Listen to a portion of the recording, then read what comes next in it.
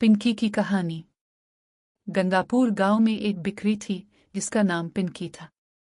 वो बहुत सुस्त और काहिल थी, दिन भर बस सोना पसंद करती थी। इसके बच्चे अक्सर भूखे रहते क्योंकि माँ मेहनत नहीं करती थी।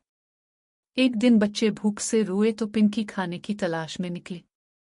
इससे बैल ने कहा कि अगर वो काम करे तो खाना मिलेगा, मगर पिंकी ने इनकार किया।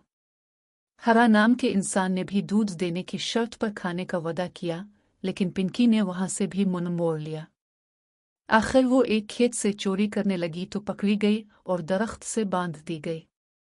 पिंकी को तब समझ आया कि इसकी सस्ती की वजह से इसके बच्चे भूखे हैं। एक चूहे ने रहम करके उसे आजाद किया। जब वो घर पहुंची तो बच्चे गायब थे।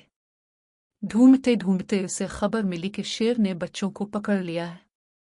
पिंकी टूट गई और रोने लगी कि अगर वो मेहनत करती तो ये दिन न देखना पड़ता। लेकिन खुशकिस्मती से चूहे ने बच्चों को शेर से बचा लिया। माँ और बच्चे दोबारा मिल गए। इस दिन के बाद चमेली ने सस्ती छोड़ दी और हरा के खेत में मेहनत करने लगी।